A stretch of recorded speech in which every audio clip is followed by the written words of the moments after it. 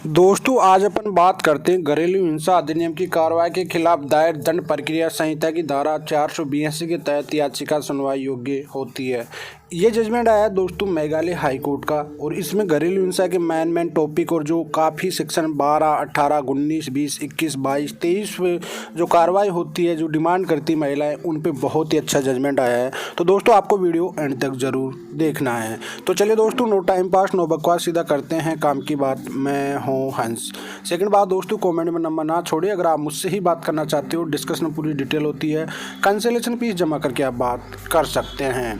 तो चलिए दोस्तों आज स्टार्ट करते हैं। एक मेघालय उच्च न्यायालय ने माना है कि जो घरेलू हिंसा का अधिनियम की कार्रवाई के खिलाफ दायर दंड प्रक्रिया संहिता की धारा 482 के तहत याचिका सुनवाई को योग्य होती है। दोस्तों मामला क्या था वो आपको बता दो कि इस मामले में एक दलील दी गई थी कि डीवी एक्ट जो 2005 के तहत कार्रवाई पूर्णतः दीवानी प्रकृति की है और धारा 18 से 22 के तहत विचाराधीन राहतें बिना किसी आपराधिक दायित्वों की दीवानी राहतें हैं, और इस प्रकार जांच आपराधिक मामले की सुनवाई नहीं है, जो धारा 482 सीआरपीसी के लिए प्रावधान को आकर्षित करती है। पहले कहा जाता था कि सर जब ये 18, 19, 20 ये महिलाओं के राइट होते हैं, आप 482 नहीं लगा सकते हो इसमें, लेकिन ऐसा नहीं है दोस्तों। इसमें 482 लगा सकते हो अगर आपका कोई ऐसा प्राकृतिक मामला चल रहा है, वाइफ हड़ताल पड़ताल जो भी कर रही है इस तरह से, तो उसमें आप लोग ये करके इसे किसिंग भी करा सकते हो दोस्तों।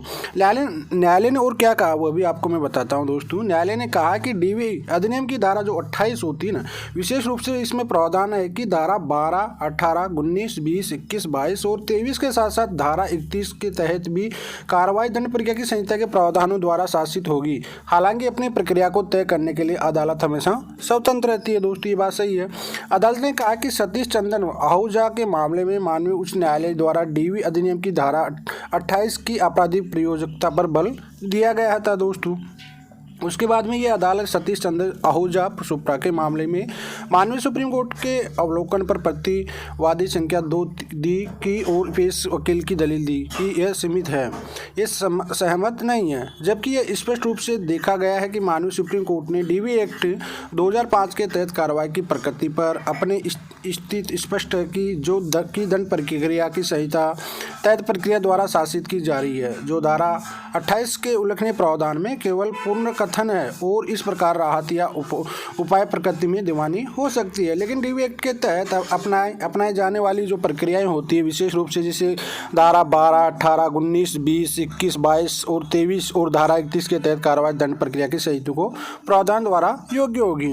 पैराग्राफ 146 के संदर्भ में भी दोस्तों ये दिखता है कि डीवी एक्ट की धारा 19 जो कि एक विचाराधीन होती है, ऊपर उपलिखित धाराओं में से एक है, जिसे अपराध संहिता की प्रक्रिया द्वारा नियंत्रण किया जा सकता है। एक ये तथ्य भी है दोस्तों इसमें कि धारा 482 सीआरपीसी उच्च न्यायालय को निहित शक्ति प्रदान करता है ताकि इस तरह का आदेश किया जा सके, क्योंकि यह किसी भी आदेश के संहिता के तहत प्रभाव देने के लिए आवश्यक हो सकता है।